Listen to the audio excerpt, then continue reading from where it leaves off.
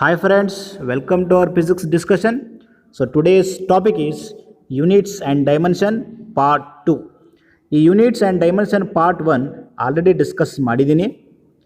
So ಯಾರು ಇದುವರೆಗೂ ನೋಡಿಲ್ಲ, ಸೊ ನಮ್ಮ ಚಾನಲ್ ಡಿಸ್ಕ್ರಿಪ್ಷನ್ ಬಾಕ್ಸಲ್ಲಿ ಲಿಂಕ್ ಕೊಟ್ಟಿರ್ತೀನಿ. ಸೊ ಲಿಂಕ್ ಕ್ಲಿಕ್ ಮಾಡೋ ಮುಖಾಂತರ ಪಾರ್ಟ್ 1 ನೋಡಿ. ಸೊ ಇವತ್ತಿನ ಟಾಪಿಕ್ಕು ಈ ಜನರಲ್ ಟರ್ಮ್ಸ್ ಉಳಿದಿರ್ತಕ್ಕಂಥ ಜನರಲ್ ಟರ್ಮ್ಸ್ ಪಾರ್ಟ್ 2 ಅನ್ನು ನಾವು ಡಿಸ್ಕಸ್ ಮಾಡೋಣ ಈಗ. Friends, before going to general terms, I want you all to make sure about electric circuit. So ನಾನು ಎಲೆಕ್ಟ್ರಿಕ್ ಸರ್ಕ್ಯೂಟ್ ಬಗ್ಗೆ ನಿಮ್ಗೆ ಫಸ್ಟ್ ತಿಳಿಸ್ತೀನಿ. ಇಲ್ಲಿ ಯಾಕಪ್ಪ ಅಂತಂದರೆ ಎಲೆಕ್ಟ್ರಿಕ್ ಸರ್ಕ್ಯೂಟ್ ಮುಖಾಂತರ ನಾವು ಇಲ್ಲಿ ಎಲೆಕ್ಟ್ರಿಕ್ ಕರೆಂಟ್, ಎಲೆಕ್ಟ್ರಿಕ್ ಫೀಲ್ಡ್ ಮತ್ತು magnetic field, electric charge, resistance, voltage ಬಗ್ಗೆ ಅರ್ಥ ಮಾಡ್ಕೊಳ್ಳೋಣ. ಈ ಒಂದು ಸರ್ಕ್ಯೂಟ್ ಮುಖಾಂತರ ಇವೆಲ್ಲ ಟರ್ಮ್ಸ್ಗಳನ್ನು ನಾವು ಇಲ್ಲಿ ಡಿಸ್ಕಸ್ ಮಾಡೋಣ. This is a simple electric circuit having battery, switch, light bulb and wire. ಈ ಎಲೆಕ್ಟ್ರಿಕ್ ಸರ್ಕ್ಯೂಟಲ್ಲಿ ಫಸ್ಟ್ ನಾವು ವಾಯರ್ ಬಗ್ಗೆ ತಿಳ್ಕೊಳ್ಳೋಣ. ಈ ವಾಯರ್ ಏನಿದು? Wire is a conductor. So conductor, insulator ಮತ್ತು ಸೆಮಿ ಕಂಡಕ್ಟರ್ ಬಗ್ಗೆ ನಾವು ಆಲ್ರೆಡಿ ಡಿಸ್ಕಸ್ ಮಾಡಿದ್ದೀವಿ ಕ್ಲಾಸಲ್ಲಿ in the chapter called electrostatic. ಹೌದಾ? So wire is a conductor. Conductor ಅಂದರೆ ಏನು? Any substance which allows current to flow through it.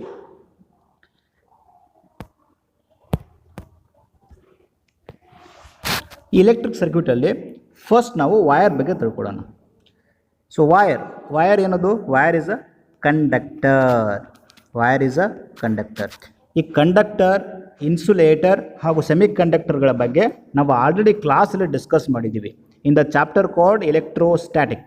So ಆ ಚಾಪ್ಟರಲ್ಲಿ ಕಂಡಕ್ಟರ್, ಇನ್ಸುಲೇಟರ್ ಮತ್ತು ಸೆಮಿ ಕಂಡಕ್ಟರ್ ಬಗ್ಗೆ ನಾವು ಆಲ್ರೆಡಿ ಡಿಸ್ಕಸ್ ಮಾಡಿದ್ದೀವಿ. ಕಂಡಕ್ಟರ್ ಅಂದರೆ any substance which allows current to flow through it.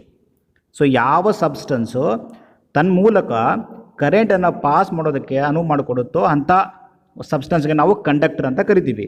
For example, copper wire ಆಗಿರ್ಬೋದು, ಸಿಲ್ವರ್ ಆಗಿರ್ಬೋದು, human body ಕೂಡ ಆಗಿರ್ಬೋದು. Human body is also a conductor.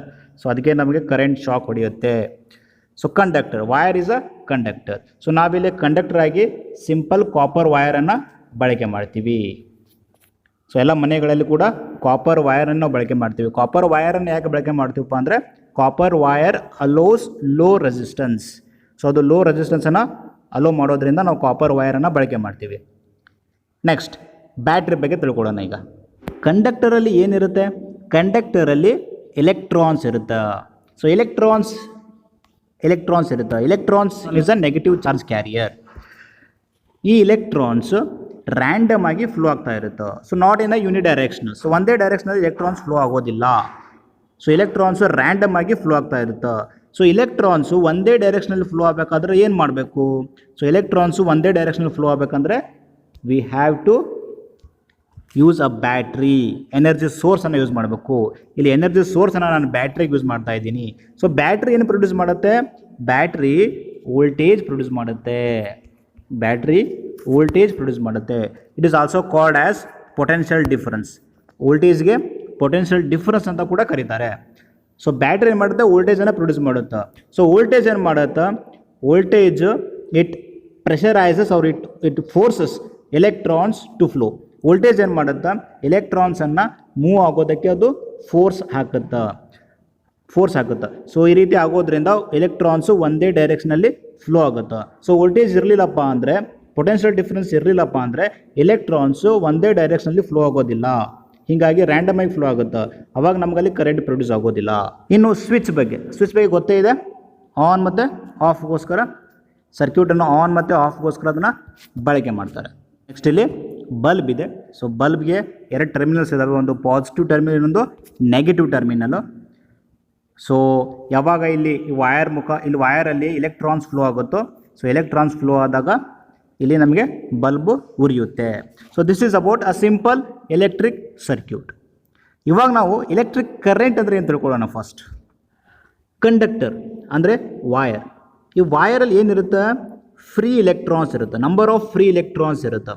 ಈ ಫ್ರೀ ಎಲೆಕ್ಟ್ರಾನ್ಸು ಮೂವ್ ಆದರೆ, ಈ ಫ್ರೀ ಎಲೆಕ್ಟ್ರಾನ್ಸ್ ಫ್ಲೋ ಆದರೆ ಅಥವಾ ಮೂವ್ ಆದರೆ ನಾವು ಅದಕ್ಕೆ ಕರೆಂಟ್ ಅಂತ ಕರಿತೀವಿ. This is I. So the flow of electrons is called as current. So ಯಾವಾಗ ಕಂಡಕ್ಟರ್ ಇರ್ತಕ್ಕಂತಹ ಫ್ರೀ ಇಲೆಕ್ಟ್ರಾನ್ಸ್ ಮೂವ್ ಆದರೆ ಅದಕ್ಕೆ ನಾವು ಕರೆಂಟ್ ಅಂತ ಕರಿತೀವಿ. Current is nothing but flow of electrons, ಅಥವಾ ಇನ್ನೊಂದು ಡೆಫಿನೇಷನ್ ಇದೆ, ಫ್ಲೋ ಆಫ್ ಚಾರ್ಜ್ ಅಂತಲೂ ಕೂಡ ಕರಿತೀವಿ. ಸೊ ಅದು ಚಾರ್ಜ್ ಅಂದರೆ ಏನು ಅಂತ ನಾವು ನೆಕ್ಸ್ಟ್ ತಿಳ್ಕೊಳ್ಳೋಣ. ನೆಕ್ಸ್ಟ್ ಇವಾಗ ಕರೆಂಟ್ ಆಯಿತು, ನೆಕ್ಸ್ಟ್ ವೋಲ್ಟೇಜ್ ಅಥವಾ potential difference. So voltage produce ಮಾಡೋದು ಯಾರು? ವೋಲ್ಟೇಜ್ ಪ್ರೊಡ್ಯೂಸ್ ಮಾಡೋದು ಬ್ಯಾಟ್ರಿ. ಸೊ ಬ್ಯಾಟ್ರಿ ಮೂಲಕ ವೋಲ್ಟೇಜನ್ನು ಪ್ರೊಡ್ಯೂಸ್ ಮಾಡುತ್ತೆ. What is voltage? Voltage creates pressure on electrons and makes it to flow in a single direction. Voltage ಪ್ರೆಷರನ್ನು create ಮಾಡುತ್ತೆ. ಇದರ ಮೇಲೆ ಎಲೆಕ್ಟ್ರಾನ್ಸ್ಗಳ ಮೇಲೆ ಪ್ರೆಷರನ್ನು ಕ್ರಿಯೇಟ್ ಮಾಡಿ ಆ ಎಲೆಕ್ಟ್ರಾನ್ಸು ಒಂದೇ ಡೈರೆಕ್ಷನಲ್ಲಿ ಫ್ಲೋ ಆಗುವಂತೆ ಮಾಡುತ್ತೆ ವೋಲ್ಟೇಜ್. ಅದಕ್ಕೆ ನಾವು ಪೊಟೆನ್ಷಿಯಲ್ ಡಿಫರೆನ್ಸ್ ಅಂತ ಕೂಡ ಕರಿತೀವಿ. So voltage creates pressure on electrons and makes it to flow in a single direction. Current ಮತ್ತು ವೋಲ್ಟೇಜ್ ಡಿಸ್ಕಸ್ ಮಾಡಿದ್ಮೇಲೆ ಇವಾಗ ನೆಕ್ಸ್ಟು ಇಲೆಕ್ಟ್ರಿಕ್ ಫೀಲ್ಡು ಮತ್ತು ಮ್ಯಾಗ್ನೆಟಿಕ್ ಫೀಲ್ಡ್ ಬಗ್ಗೆ ತಿಳ್ಕೊಳ್ಳೋಣ. ಇಲ್ಲಿ ವೈರ್ ಇದೆ, wire is a conductor. So ಇಲ್ಲಿ ಕಾಪರ್ ವೈರ್ ಇರ್ಬೋದು. ಸೊ ಕಾಪರ್ ವೈರ್ ಕಂಡಕ್ಟರಲ್ಲಿ ಏನಿರುತ್ತೆ? ಎಲೆಕ್ಟ್ರಾನ್ಸ್ ಇರುತ್ತೆ. ಸೊ ಎಲೆಕ್ಟ್ರಾನ್ಸು ಎಷ್ಟು ಏರಿಯಾದಲ್ಲಿ ಇರುತ್ತೋ ಸೊ ಅಷ್ಟು ಏರಿಯಾದೊಳಗೆ ಒಂದು ಫೀಲ್ಡನ್ನು ಕ್ರಿಯೇಟ್ ಮಾಡಿರುತ್ತೆ. ಆ ಫೀಲ್ಡ್ಗೆ ನಾವು ಎಲೆಕ್ಟ್ರಿಕ್ ಫೀಲ್ಡ್ ಅಂತ ಕರಿತೀವಿ. ಸೊ ಎಲೆಕ್ಟ್ರಿಕ್ ಫೀಲ್ಡ್ ಕ್ರಿಯೇಟ್ ಆಗಿದ್ದು ಎಲೆಕ್ಟ್ರಾನ್ಸ್ಗಳಿಂದ, ನಂಬರ್ ಆಫ್ ಎಲೆಕ್ಟ್ರಾನ್ಸ್ಗಳಿಂದ. ನೆಕ್ಸ್ಟ್ ಈಗ ಮ್ಯಾಗ್ನೆಟಿಕ್ ಫೀಲ್ಡು. ಇಲ್ಲಿ ವೈರ್ ಇದೆ, ಸೊ ವೈರಲ್ಲಿ ಎಲೆಕ್ಟ್ರಾನ್ಸ್ ಇದೆ. ಎಲೆಕ್ಟ್ರಾನ್ಸು ಫ್ಲೋ ಆಗ್ತಾ ಇಲ್ಲ, ಬರೀ ಎಲೆಕ್ಟ್ರಾನ್ಸ್ ಇದೆ. ಸೊ ಎಲೆಕ್ಟ್ರಾನ್ಸ್ ಇರೋದ್ರಿಂದ ಅಲ್ಲಿ ಎಲೆಕ್ಟ್ರಿಕ್ ಫೀಲ್ಡ್ ಕ್ರಿಯೇಟ್ ಆಗಿರುತ್ತೆ. ಯಾವಾಗ ಎಲೆಕ್ಟ್ರಾನ್ಸ್ ಫ್ಲೋ ಆಗುತ್ತೋ ಆವಾಗ ಇದರ ಸುತ್ತಮುತ್ತ ಮ್ಯಾಗ್ನೆಟಿಕ್ ಫೀಲ್ಡ್ ಕ್ರಿಯೇಟ್ ಆಗಿರುತ್ತೆ. ಸೊ ಮ್ಯಾಗ್ನೆಟಿಕ್ ಫೀಲ್ಡ್ ಕ್ರಿಯೇಟ್ ಆಗಿದೆ ಅಂತ ನಮ್ಗೆ ಯಾವಾಗ ಗೊತ್ತಾಗುತ್ತಪ್ಪ ಅಂದ್ರೆ ನಾವಿಲ್ಲಿ ಕಂಪಾಸ್ ಅಥವಾ ದಿಕ್ಸೂಚಿ ಅಂತ ಕರಿತೀವಿ. ಈ ದಿಕ್ಸೂಚಿಯನ್ನು ಈ ವೈರ್ ಸಮೀಪ ನಾವು ಇಟ್ಟರೆ ಅದು ಡಿಫ್ಲೆಕ್ಟ್ ಆಗುತ್ತೆ. ದಿಕ್ಸೂಚಿ ನಾರ್ತು ಸೌತ್ ಡೈರೆಕ್ಷನ್ ತೋರಿಸ್ತಾ ಇರುತ್ತೆ. ಸೊ ನಾವು ಈ ವೈರಲ್ಲಿ ಫ್ಲೋ ಆಫ್ ಕರೆಂಟ್ ಫ್ಲೋ ಆಗ್ತಾ ಇರುತ್ತೆ. ಸೊ ಆ ಟೈಮಲ್ಲಿ ನಾವೇನಾದರೂ ಕಂಪಾಸ್ ಅಥವಾ ದಿಕ್ಸೂಚಿನ ನಾವು ಸಮೀಪ ತಂದರೆ ಆ ದಿಕ್ಸೂಚಿ ಡಿಫ್ಲೆಕ್ಟ್ ಆಗುತ್ತೆ. ಇದರಿಂದ ಏನು ಗೊತ್ತಾಗುತ್ತಪ್ಪ ಅಂದರೆ around a wire electric current flow ಆಗ್ತಾ ಇದೆ. ಸೊ ಫ್ಲೋ ಆಗುವಂಥ ಎಲೆಕ್ಟ್ರಿಕ್ ಕರೆಂಟ್ ಮ್ಯಾಗ್ನೆಟಿಕ್ ಫೀಲ್ಡನ್ನು ಕ್ರಿಯೇಟ್ ಮಾಡುತ್ತೆ ಅಂತ ನಮ್ಗೆ ಗೊತ್ತಾಗುತ್ತೆ. ಹೌದಾ? ಸೊ ಎಲೆಕ್ಟ್ರಿಕ್ ಫೀಲ್ಡು ಎಲೆಕ್ಟ್ರಾನ್ಸಿಂದ ಅಥವಾ ಚಾರ್ಜಿಂದ ನಮ್ಗೆ ಫೀಲ್ಡ್ ಕ್ರಿಯೇಟ್ ಆಗುತ್ತೆ. ಮ್ಯಾಗ್ನೆಟಿಕ್ ಫೀಲ್ಡು ಫ್ಲೋ ಆಫ್ ಎಲೆಕ್ಟ್ರಾನ್ಸಿಂದ ನಮಗೆ ಕ್ರಿಯೇಟ್ ಆಗುತ್ತೆ. ಈಗ ರೆಸಿಸ್ಟೆನ್ಸ್ ಬಗ್ಗೆ. ಸೊ ಇಲ್ಲಿ ರೆಸಿಸ್ಟೆನ್ಸ್ ಹಾಕ್ತೀನಿ ನಾನು. ಸೊ ರೆಸಿಸ್ಟೆನ್ಸ್ ಏನು ಮಾಡುತ್ತೆ? Resistance it opposes the flow of current. So ಕರೆಂಟನ್ನು ರೆಸಿಸ್ಟೆನ್ಸು ಅಪೋಸ್ ಮಾಡುತ್ತೆ. ಸೊ ಯಾಕೆ ಅಪೋಸ್ ಮಾಡುತ್ತೆ? ಸೊ ರೆಸಿಸ್ಟೆನ್ಸ್ ಪರ್ಪಸ್ ಏನು ನಾವು ಮುಂದೆ ಇದೇ ವಿಡಿಯೋಲಿ ತಿಳ್ಕೊಳ್ಳೋಣ. ನೆಕ್ಸ್ಟ್ ಇವತ್ತಿನ ಟಾಪಿಕ್ಕು ಶುರು ಮಾಡೋಣ. ನಾವೀಗಾಗಲೇ velocity, acceleration, work, power, energy, displacement ಬಗ್ಗೆ ತಿಳ್ಕೊಂಡಿದ್ದೀವಿ. ಸೊ ಇವತ್ತಿನ topic frequency, capacitance, force, electric charge, luminous and magnetic flux, resistance ಬಗ್ಗೆ ನಾವು ತಿಳ್ಕೊಳ್ಳೋಣ. First electric current. Okay, so electric current already discuss ಮಾಡಿದ್ದೇನೆ. Electric current is the rate of flow of electrons in a conductor. So simply flow of charge or flow of electrons is called as electric current. So electric current is the rate of flow of electrons in a conductor. So ಪ್ರತಿ ಸೆಕೆಂಡ್ಗೆ ಎಷ್ಟು electrons flow ಅದು ಅನ್ನೋದೇ electric current. So electric current SI unit ampere. Remember this was already asked in your examination. The SI unit of electric current ಅಂತ ಕೇಳಿದ್ದಾರೆ. So SI unit of electric current is ampere.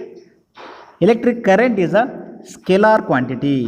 Actually ಇದು vector quantity ಆಗಬೇಕಾಗಿತ್ತು, but ಇಲ್ಲಿ scalar quantity ಅಂತ ತೋರಿಸ್ತಾ ಇದ್ದೀನಿ. ಇದು vector quantity ಯಾಕೆ ಆಗಬೇಕಾಗಿತ್ತಪ್ಪ ಅಂತಂದರೆ ಇಲ್ಲಿ ಎಲೆಕ್ಟ್ರಿಕ್ ಕರೆಂಟ್ಗೆ ಮ್ಯಾಗ್ನಿಟ್ಯೂಡು ಇದೆ, ದಟ್ ಈಸ್ ವ್ಯಾಲ್ಯೂ ಕೂಡ ಇದೆ, ಜೊತೆಗೆ ಡೈರೆಕ್ಷನ್ ಕೂಡ ಇದೆ. So electrons flow of electrons ಯಾವ ಡೈರೆಕ್ಷನ್ ನಮ್ಗೆ ಗೊತ್ತಾಗ್ಬಿಡುತ್ತೆ. ಹೀಗಾಗಿ ಸೊ ಇದು ವೆಕ್ಟರ್ ಕ್ವಾಂಟಿಟಿ ಆಗಬೇಕಾಗಿತ್ತು, ಯಾಕಂದರೆ ಮ್ಯಾಗ್ನಿಟ್ಯೂಡು ಇದೆ ಪ್ಲಸ್ ಡೈರೆಕ್ಷನು ಇದೆ. ಬಟ್ ನಾನಿಲ್ಲಿ ನಾನು ಹೇಳ್ತಾ ಇರೋದು ಸ್ಕೇಲಾರ್ ಕ್ವಾಂಟಿಟಿ ಅಂತೇಳಿ. ಯಾಕೆ ಇದು ಸ್ಕೇಲಾರ್ ಕ್ವಾಂಟಿಟಿ ಆಗುತ್ತಪ್ಪ ಅಂತಂದರೆ ವೆಕ್ಟಾರ್ ಕ್ವಾಂಟಿಟಿ ಆಗಬೇಕಾದ್ರೆ, ಸೊ ಯಾವುದೇ ಒಂದು ಫಿಸಿಕಲ್ ಕ್ವಾಂಟಿಟಿ ವೆಕ್ಟಾರ್ ಕ್ವಾಂಟಿಟಿ ಆಗಬೇಕಾದ್ರೆ ಡೈರೆಕ್ಷನ್ ಅವಶ್ಯಕತೆ ಇದೆ. But along with direction it has to satisfy two other laws. One is triangle law of vector addition, another one is parallelogram law of vector addition. Vector quantity ಆಗಬೇಕಾದ್ರೆ ಅದು ಎರಡು ಲಾಗಳನ್ನು ಒಬೆ ಮಾಡಬೇಕು. ಅವೆರಡು ಲಾ ಯಾವಪ್ಪ ಅಂತಂದರೆ ಒಂದು ಟ್ರ್ಯಾಂಗಲ್ ಆಫ್ ವೆಕ್ಟರ್ ಅಡಿಷನ್, ಇನ್ನೊಂದು parallelogram law of vector addition. So ಅವೆರಡರ ಬಗ್ಗೆ ನಾವು ತಿಳ್ಕೊಳ್ಳೋದು ಅವಶ್ಯಕತೆ ಇಲ್ಲ ಇಲ್ಲಿ, ಯಾಕಂದರೆ ನಿಮ್ಮ ಸಿಲೆಬಸ್ಗೂ ಇಲ್ಲ ಅದು, ಪ್ಲಸ್ ಎಕ್ಸಾಮ್ಗೂ ಕೇಳೋದಿಲ್ಲ.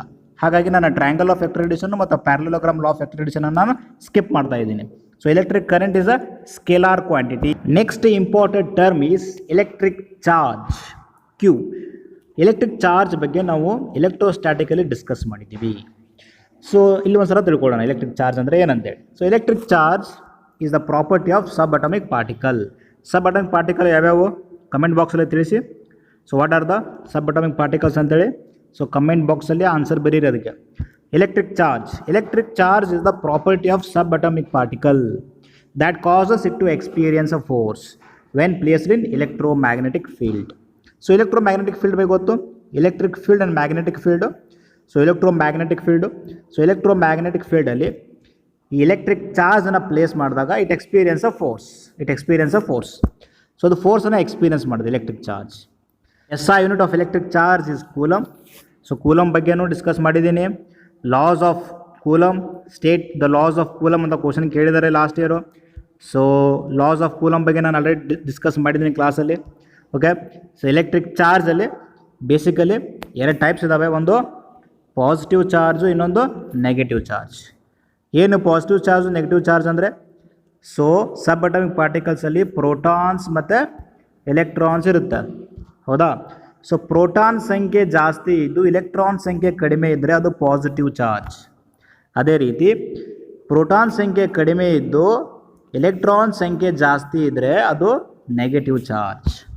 So this is about electric charge. Electric charge is a scalar quantity. Same electric current ಥರ ಎಲೆಕ್ಟ್ರಿಕ್ ಚಾರ್ಜ್ ಕೂಡ ಸ್ಕೇಲಾರ್ ಕ್ವಾಂಟಿಟಿ ಆಗುತ್ತಾ. So next resistance. So resistance ಬಗ್ಗೆ ಡಿಸ್ಕಸ್ ಮಾಡಿದ್ದೀನಿ ಆಗಲೇ. So this is the symbol of resistance. So resistance definition opposition to current flow. Resistance which opposes the flow of current. So current flow ಆಗೋದನ್ನ ಅದು oppose ಮಾಡುತ್ತೆ. So ಅದ್ರ SI unit ohm. This is the symbol of ohm. So resistance is also a scalar quantity. So ನಮಗೊಂದಿಲ್ಲಿ question ಮೂಡ್ಬೋದು, resistance ಕರೆಂಟನ್ನು oppose ಮಾಡುತ್ತೆ ಅಂತ ಹೇಳ್ತಾ ಇದ್ದೀನಿ. ಹಾಗಾದರೆ ಕರೆಂಟ್ ಅಪೋಸ್ ಮಾಡೋಂಗಿದ್ರೆ ರೆಸಿಸ್ಟೆನ್ಸನ್ನು ಯಾಕೆ ಬಳಕೆ ಮಾಡಬೇಕು? ಸೊ ಅದ್ರ ಬಗ್ಗೆ ಸ್ವಲ್ಪ ತಿಳ್ಕೊಳ್ಳೋಣ. ಸೊ ಯಾಕೆ ನಾವು ಬಳಕೆ ಮಾಡ್ತೀವಪ್ಪ ಅಂದರೆ resistance, we have basically 3 effects of electric current. ಒಂದು ಹೀಟಿಂಗ್ ಎಫೆಕ್ಟು, ಇನ್ನೊಂದು chemical effect, electromagnetic effect. So these are the different effects of electric current. So heating effect, chemical effect and electromagnetic effect. So heating effect.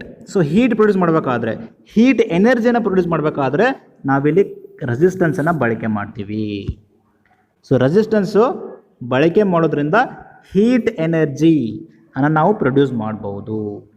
So resistance ಇಲ್ಲ ಅಂದರೆ ಸರ್ಕ್ಯೂಟಲ್ಲಿ ಒಂದೇ ಸಮನೆ current flow ಆಗುತ್ತಾ. So resistance ನಾವು ಹಾಕಿದೀವಪ್ಪ ಅಂತಂದರೆ so flow ಆಗುವಂಥ current ಸ್ವಲ್ಪ ಪ್ರಮಾಣದೊಳಗೆ ಕಡಿಮೆ ಆಗುತ್ತೆ. So this is the purpose of resistance. Next capacitor and capacitance. So capacitor ಬಗ್ಗೆ ಡಿಸ್ಕಸ್ ಮಾಡಿದ್ದೀನಿ. ಕೆಪಾಸಿಟರ್ ಅಂದರೆ ಏನು? Capacitor is a 2 terminal device that store energy in the form of electric charge. So capacitor ಎನರ್ಜಿಯನ್ನು store ಮಾಡುತ್ತಾ, electric ಎನರ್ಜಿಯನ್ನು store ಮಾಡುತ್ತಾ in the form of electric charge, ಹೌದಾ. Capacitor ಬಗ್ಗೆ ಎಷ್ಟು ತಿಳ್ಕೊರಿ. ಕೆಪಾಸಿಟರ್ ಬಳಕೆ ಮಾಡೋದು ಎದಕ್ಕಪ್ಪ ಅಂತಂದರೆ ಕೆಪಾಸಿಟರಿಂದ for very short duration of time ನಾವು ಎನರ್ಜಿಯನ್ನು ಸ್ಟೋರ್ ಮಾಡ್ಕೋಬಹುದು ಕೆಪಾಸಿಟರಿಂದ. ಓಕೆ, ಸೊ ಕೆಪಾಸಿಟರ್ ಸಿಂಬಾಲು ಈ ರೀತಿ ಇರುತ್ತೆ. ಸೊ ರೆಸಿಸ್ಟೆನ್ಸ್ ಕರೆಂಟನ್ನು ಅಪೋಸ್ ಮಾಡಿದ್ರೆ ಕೆಪಾಸಿಟರು ಕರೆಂಟನ್ನು ಅಥವಾ ಎನರ್ಜಿಯನ್ನು ಸ್ಟೋರ್ ಮಾಡುತ್ತೆ in the form of electric charge. Next capacitance. Capacitance ಅಂದರೆ ಏನು? ಕೆಪಾಸಿಟೆನ್ಸ್ ದ ಅಬಿಲಿಟಿ, ಸಾಮರ್ಥ್ಯ, the ability of the capacitor to store energy. So energy store ಮಾಡುವಂಥ ಕೆಪಾಸಿಟಿಗೆ, ಸಾಮರ್ಥ್ಯಕ್ಕೆ ನಾವು ಕೆಪಾಸಿಟೆನ್ಸ್ ಅಂತ ಕರಿತೀವಿ. So SI unit of capacitor ಏನು? ಫೆರಾಡ್. ಅದನ್ನು ಕ್ಯಾಪಿಟಲ್ F ಇಂದ ನಾವು ಗುರುತಿಸ್ತೀವಿ. So SI unit of capacitance capacitor is farad. So capacitor ಏನದು? Capacitor is a 2 terminal device that store energy in the form of electric charge. Capacitance is the ability of the capacitor to store energy, store charge ಅಂತ ಹೇಳ್ಬೋದು. Next force, ಬಲ. ಈ force ಅಥವಾ ಬಲವನ್ನು ಒಂದು example ಮುಖಾಂತರ ನಾವಿಲ್ಲಿ ತಿಳ್ಕೊಳ್ಳೋಕೆ ಪ್ರಯತ್ನ ಪಡೋಣ. ನಾನು ತೊಗೊಳ್ಳುವಂಥ ಎಕ್ಸಾಂಪಲ್ಲು, ಒಂದು ವಾಹನ ರಸ್ತೆ ನಡುವೆ ಕೆಟ್ಟು ನಿಂತಿದೆ. ಆ ವಾಹನದಿಂದ ಟ್ರಾಫಿಕ್ ಕಂಜೆಷನ್ ಜಾಸ್ತಿ ಆಗ್ತಾ ಇದೆ. ಆ ವಾಹನವನ್ನು ನಾವೀಗ ಬೇರೆ ಕಡೆ ಸ್ಥಳಾಂತರ ಮಾಡಬೇಕು. ಹೇಗೆ ಸ್ಥಳಾಂತರ ಮಾಡೋದು? ಇನ್ನೊಂದು ವಾಹನದ ಸಹಾಯ ಮುಖಾಂತರ. ಆ ವಾಹನ ಏನು ಮಾಡುತ್ತೆ? ಯೂಸಿಂಗ್ ರೋಪ್ಸ್ ಅಥವಾ ಹಗ್ಗವನ್ನು ಬಳಕೆ ಮಾಡಿ ಈ ಕೆಟ್ಟಿರ್ತಕ್ಕಂಥ ವಾಹನವನ್ನು ಬೇರೆ ಕಡೆಗೆ ಸ್ಥಳಾಂತರ ಮಾಡುತ್ತೆ. ಚಾಲ್ತಿರತಕ್ಕಂಥ ವಾಹನ ಏನು ಮಾಡ್ತಾ ಇದೆ? ಈ ಕೆಟ್ಟಿರ್ತಕ್ಕಂಥ ವಾಹನವನ್ನು ಪುಲ್ ಮಾಡ್ತಾ ಇದೆ, ಎಳಿತಾ ಇದೆ. ಹಾಗಾದರೆ ಫೋರ್ಸ್ ಅಂದರೆ ಏನು ಅಂತಂದರೆ push or pull of an object. ಯಾವುದೇ ಒಂದು ಆಬ್ಜೆಕ್ಟನ್ನು ನಾವು ತಳ್ಳುವುದು ಅಥವಾ ಎಳೆಯುವುದನ್ನು ನಾವು ಫೋರ್ಸ್ ಅಂತ ಕರಿತೀವಿ. This is force. Next, force formula ಏನಪ್ಪ ಅಂತಂದರೆ ಮಾಸ್ ಇಂಟು ಎಕ್ಸಲರೇಷನ್. ಫಾರ್ಮುಲಾ ಹೇಗೆ ಬಂತು? ಮಾಸ್ ಇಂಟು ಎಕ್ಸಲರೇಷನ್ ಫೋರ್ಸ್ದು ನಾನು ಆಲ್ರೆಡಿ ಹೇಳಿದ್ದೀನಿ. ಇಲ್ಲಿ ವಾಹನ ಇದೆ, ಇನ್ನೊಂದು ವಾಹನ ಸಹಾಯದಿಂದ ಅದರ ಪೊಸಿಷನ್ ಶಿಫ್ಟ್ ಆಯಿತು. ಇನ್ನೊಂದು ವಾಹನ ಸಹಾಯದಿಂದ ಈ ವಾಹನವನ್ನು ಬೇರೆ ಕಡೆಗೆ ಸ್ಥಳಾಂತರ ಮಾಡಲಾಗಿದೆ. ಬೇರೆ ಕಡೆ ಸ್ಥಳಾಂತರ. ಏನು ಸ್ಥಳಾಂತರ ಅಂದರೆ ಏನು ಚೇಂಜ್ ಆಯ್ತು? ಅಲ್ಲಿ ಚೇಂಜ್ ಇನ್ ವೆಲಾಸಿಟಿ ಆಯಿತು, ವೆಲಾಸಿಟಿ ಚೇಂಜ್ ಆಯಿತು. ವೆಲಾಸಿಟಿ ಚೇಂಜ್ ಆದದಕ್ಕೆ ಏನಂತ ಕರಿತೀವಿ ನಾವು? ಎಕ್ಸಲರೇಷನ್ ಅಂತ ಕರಿತೀವಿ. ಅದೇ ರೀತಿ ಯಾವುದೇ ಒಂದು ಆಬ್ಜೆಕ್ಟು ನಾವು ಪುಷ್ ಮಾಡಬೇಕು ಅಥವಾ ಪುಲ್ ಮಾಡಬೇಕಂತಂದರೆ ಇಟ್ ಶುಡ್ ಹ್ಯಾವ್ ಮಾಸ್. ಅದಕ್ಕೆ ಮಾಸನ್ನು ಹೊಂದಿರುತ್ತೆ. Force equal to mass into acceleration, or simply F equal to ma. Remember, this is a very important formula. Force equal to mass into acceleration, F equal to ma. ಇದು force ಏನಾಗುತ್ತೆ? Vector quantity. ಇಲ್ಲಿ direction ಇದೆ plus magnitude ಇದೆ. ಅದು vector quantity ಆಗುತ್ತೆ. ಅದ್ರ ಜೊತೆಗೆ ಅದರ SI ಯೂನಿಟ್ ಫೋರ್ಸ್ ಏನಪ್ಪ ಅಂದರೆ newton. Our next physical quantity is pressure. ಪ್ರೆಷರನ್ನು ನಾನು ಒಂದು ಉದಾಹರಣೆ ಮೂಲಕ ನಿಮಗೆ ಎಕ್ಸ್ಪ್ಲೇನ್ ಮಾಡ್ತೀನಿ. ನಾನು ತೊಗೊಳ್ಳುವಂಥ ಉದಾಹರಣೆ ನೈಫ್, ಚಾಕು ತೊಗೋತೀನಿ. ಎರಡು ಚಾಕು ತೊಗೋತೀನಿ, ಒಂದು ಹರಿತವಾದ ಚಾಕು, ಇನ್ನೊಂದು ಮೊಂಡವಾದ ಚಾಕು. ಎರಡೂ ಚಾಕುವಿಂದ ನಾನು ತರಕಾರಿ ಅಂದರೆ ವೆಜಿಟೇಬಲ್ಸನ್ನು ಕಟ್ ಮಾಡಲು ಬಳಕೆ ಮಾಡ್ತೀನಿ. ಈ ಹರಿತವಾದ ಚಾಕುವಿಂದ ತರಕಾರಿಗಳನ್ನು ನಾವು ಈಸಿಯಾಗಿ ಸರಳವಾಗಿ ಕಟ್ ಮಾಡ್ಬೋದು. ಅದೇ ರೀತಿ ಮೊಂಡವಾದ ಚಾಕುವಿನಿಂದ ತರಕಾರಿ ಕಟ್ ಮಾಡೋದು ಸ್ವಲ್ಪ ಕಷ್ಟನೇ. ಯಾಕೆ ಕಷ್ಟ ಆಗುತ್ತಾ ಅಂತಂದರೆ ಹರಿತವಾದ ಚಾಕುವಿನ ಅಂಚಿನಲ್ಲಿ ಅದು ಏರಿಯಾ ಏನಾಗಿರುತ್ತೆ? ಕಡಿಮೆ ಇರುತ್ತಲ್ಲಿ. ಅದೇ ರೀತಿ ಈ ಮೊಂಡವಾದ ಚಾಕು ಅಂಚಿನಲ್ಲಿ ಜಾಸ್ತಿ ಏರಿಯಾ ಕವರ್ ಆಗಿರುತ್ತೆ. ಕಡಿಮೆ ಏರಿಯಾ ಕವರ್ ಆಗಿದ್ದರೆ ಪ್ರೆಷರು ಜಾಸ್ತಿ ಅಪ್ಲೈ ಆಗುತ್ತೆ. ಜಾಸ್ತಿ ಏರಿಯಾ ಕವರ್ ಆಗಿದ್ದರೆ ಪ್ರೆಷರು ಕಡಿಮೆ ಅಪ್ಲೈ ಆಗುತ್ತೆ. ಅಲ್ಲಿ ಹರಿತವಾದ ಚಾಕುವಿನಲ್ಲಿ ಅಂಚಿನಲ್ಲಿ ಅಲ್ಲಿ ಏರಿಯಾ ಕಡಿಮೆ ಕವರ್ ಆಗಿದೆ, ಹಾಗಾಗಿ ಪ್ರೆಷರ್ ಜಾಸ್ತಿ ಆಗುತ್ತೆ. ಹೀಗಾಗಿ ತರಕಾರಿ ಸರಳವಾಗಿ ಕಟ್ ಆಗುತ್ತೆ. ಓಕೆ, ಅದೇ ಮಂಡು ಚಾಕುವಿನಲ್ಲಿ ಆಗೋದಿಲ್ಲ. ಹಾಗಾದರೆ ಪ್ರೆಷರ್ ಅಂದರೆ ಏನು? Pressure is nothing but force per unit area. Pressure ಅಂದರೆ force per unit area, applied force per unit area. ಪ್ರೆಷರನ್ನು ನಾವು ಫೋರ್ಸ್ ಅಪಾನ್ ಏರಿಯಾ ಅಂತ ಕರಿಬಹುದು. Force upon area. ಯಾವಾಗ ಏರಿಯಾ ಜಾಸ್ತಿ ಆಗುತ್ತೋ ಆವಾಗ ಪ್ರೆಷರ್ ಕಡಿಮೆ ಆಗುತ್ತೆ. ಇದು ಎಕ್ಸಾಂಪಲ್ ಫಾರ್ ಮೊಂಡ ಚಾಕು. ಯಾವಾಗ ಏರಿಯಾ ಕಡಿಮೆ ಇರುತ್ತೋ ಆವಾಗ ಪ್ರೆಷರ್ ಜಾಸ್ತಿ ಆಗುತ್ತೆ. This is an example for ಹರಿತವಾದ ಚಾಕು. Okay, pressure is directly proportional to force and inversely proportional to area. The SI unit of pressure is Pascal, PA. Okay. Next physical quantity is frequency, small f, denoted by small f. Frequency, the number of waves that pass a fixed point in unit time. The number of waves that pass a fixed point in unit time. ಯಾವ ರೀತಿ? this is a fixed point. ಇದು ಒಂದು fixed point. ಈ fixed ಪಾಯಿಂಟಲ್ಲಿ number of waves, ಎಷ್ಟು waves pass ಆಗಿದ್ದಾವೆ ಅನ್ನೋದೇ frequency. ಈ fixed ಪಾಯಿಂಟಲ್ಲಿ ಎಷ್ಟು ವೇವ್ಸ್ ಪಾಸ್ ಆಗಿದ್ದಾವೆ ಅನ್ನೋದೇ ಫ್ರೀಕ್ವೆನ್ಸಿ. ಇಲ್ಲಿ ನೋಡ್ರಿ, ಮೇಲ್ಗಡೆ ನೋಡ್ರಿ 1 2 3. 3 ವೇವ್ಸ್ ಪಾಸ್ ಆಗಿದ್ದಾವೆ. ಕೆಳಗಡೆ ಒಂದೇ ವೇವ್ ಇದೆ.